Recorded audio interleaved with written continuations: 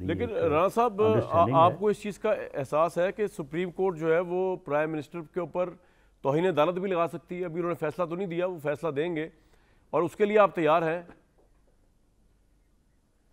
नहीं, हमारी ये अंडरस्टैंडिंग है कि ये 3 मेंबर बेंच जिस फैसले को मुसल्लत करते हुए ये फरमाया जा रहा है कि जी आप ये करें वो करें, पैसे दें, सिक्योरिटी दें, ये फ़ैसला अक़लीती फ़ैसला है।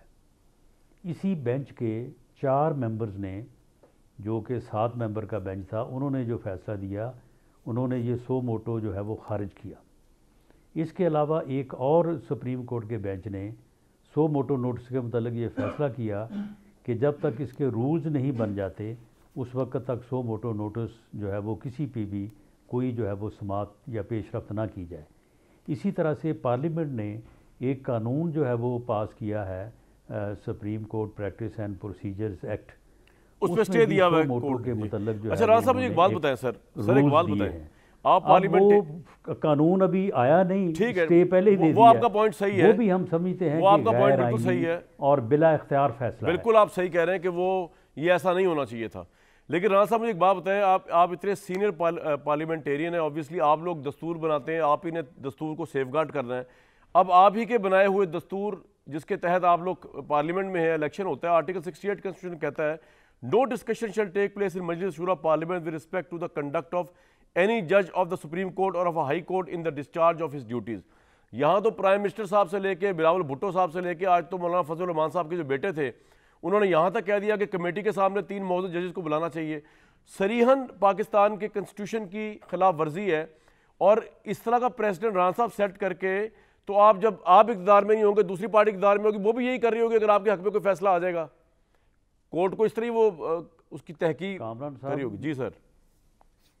जी कामरान साहब, मेरी अंडरस्टैंडिंग आपसे मुख्तलिफ है।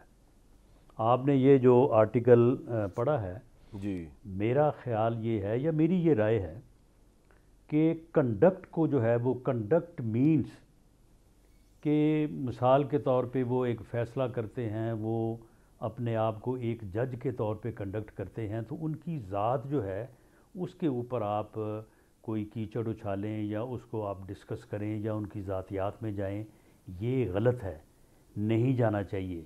इस आइन इसको मना करता है।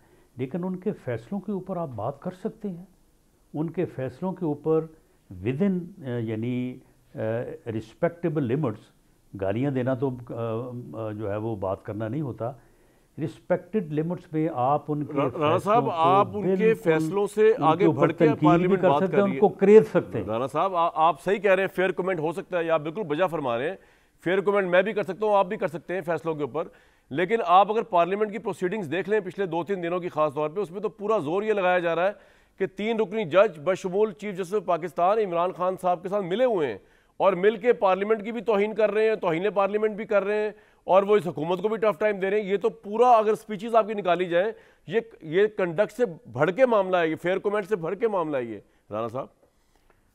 नहीं देखें, वो किसी अगर मुअज़्ज़ज़ MNA ने, कोई पार्लियामेंटेरियन ने स्पीच की है तो शायद उसे अपनी बात को समझाने में, हर कोई लॉ ग्रेजुएट तो नहीं है वहाँ पे तो उसको अल्फाज का चुनाव दुरुस्त ना हो। लेकिन मामला ये है कि इस 3 मेंबर बेंच ने अपने फ़ैसले में जो ये लिखा कि इस मनी बिल को जो मुस्तरद किया गया है, इससे ये तसर उभरता है कि जो वज़ीर-ए-आज़म है वो अपना कॉन्फिडेंस जो है वो लूज़ कर चुके हैं।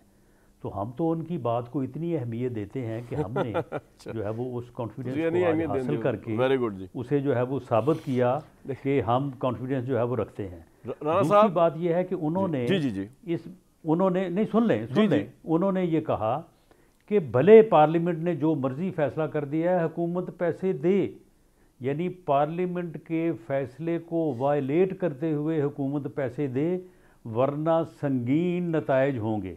ये कंटेम्प्ट ऑफ पार्लियामेंट है, ये हुकूमत को एक गैर आइनी काम करने की तरफ एक तरगीब है जो कि अनकॉन्स्टिट्यूशनल है। लेकिन देखें कंटेम्प्ट ऑफ पार्लियामेंट जो है जिसने भी किया बात यही की है।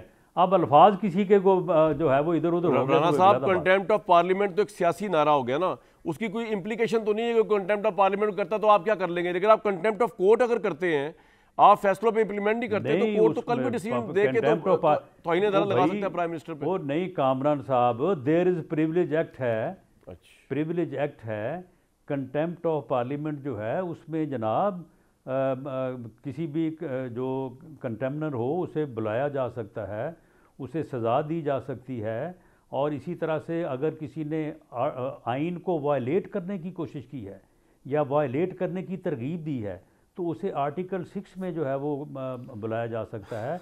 और आर्टिकल 6 की तो प्रोसिक्यूशन मुझे की एक बात इजाज़त ही बताएं, पार्लियामेंट देती है। तो आज ये जो मौलाना असद जो थे, जो कह रहे थे कि जी 3 मौजूद जजेस को बुलाया जाए, तो आपके जहन में ये तो नहीं चल रहा खुदा ना खास्ता कि ये जो कंटेम्प्ट ऑफ पार्लियामेंट के ज़िम्मन में जो जजेस को बुलाया जाए पार्लियामेंट के अंदर, कमेटी के अंदर? नहीं तो अगर जजेस को बुलाया जाए तो ये कोई पार्लियामेंट कोई जो है वो कोई बुरी बुरी जगह है। पार्लियामेंट एक जो है वो मदर ऑफ इंस्टीट्यूशन है। अगर उनको बुलाया जाए तो मैं समझे उनके लिए ये एक एजाज़ होना चाहिए और एक एजाज़ होगा। राणा साहब अजीब वो बात आएं कर रहे हैं आगे आप। मैं ये कह रहा हूँ कि आप पार्लियामेंटेरियन से बात जजेस करें। को बुलाने का प्लान सोच रहे हैं, या आपके ख्याल में ये बात है कि ये हो सकता है, इसकी पॉसिबिलिटी, और ये बड़े फख्र की बात होगी कि जजेस जो है आके जवाब दे होंगे कि जनाब हमने पार्लियामेंट की तौहीन की है, तो सर ये तो सुप्रीम कोर्ट की आज़ादी ख़त्म होगी ना फिर? नहीं, सुप्रीम कोर्ट की आज़ादी इससे कैसे ख़त्म होगी जी? अगर अगर सुप्रीम कोर्ट जो है वज़ीर आज़म को बुला सकती है तो क्या फिर वज़ीर आज़म की हैसियत ख़त्म हो जाती है? वो पार्लियामेंटेरियन को बुला सकती है।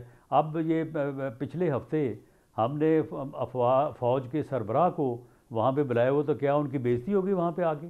उन्होंने आके वहाँ पे क्वेश्चंस के जवाब दिए, बल्कि बड़े सख्त क्वेश्चंस के जवाब दिए, तो इससे क्या उनकी कोई जो है वो तौहीन हो गई उनकी? लेकिन राणा साहब, अगर आपने इस रूट पे आप गए, मेरे लिए ये एक एजाज़ है। सर उनके लिए तो एजाज़ है, लेकिन जिस कॉन्टेक्स्ट में जिस तरह आप बुला रहे हैं, आपने पहले एक केस फ्रेम किया पूरी पार्लियामेंट ने कि जी तौहीन पार्लियामेंट हुई है। आपने कोई आर्मी चीफ की मिसाल यहाँ पे इसलिए सही नहीं बैठती कि आपने आर्मी चीफ को नहीं बुलाया, अकाउंटेबल नहीं किया कि जनाब फौज ने जो है पार्लियामेंट की तौहीन कर दी है, तो अब आर्मी के जो सरबराह आके इसका जवाब दे दें। वो तो उन्होंने एक आपको ब्रीफिंग के अंदर आपको एक सवालों के जवाब भी दिए, वो तो उनका प्रैक्टिस है, इससे पहले वाले आर्मी चीफ भी करते रहे। ये जो आप राणा साहब कह रहे हैं ना, ये इसलिए खतरनाक बात है कि आपने पहले एक चार्ज फ्रेम किया है सुप्रीम कोर्ट पे कि उन्होंने तौहीन पार्लियामेंट की है।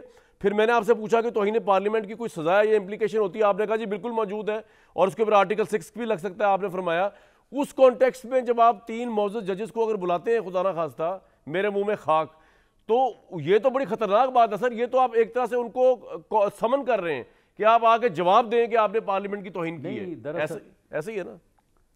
नहीं, दरअसल देखिए, नहीं, पहली बात तो ये है कि हम उनको कोई समन जारी नहीं करेंगे अगर कोई ऐसा मौका आया भी। नंबर 2, आपके दरअसल ज़हन में ये है कि शायद वहाँ पे कोई कटहरा है और उस कटहरे में जो है वो उनको बुलाया जाएगा।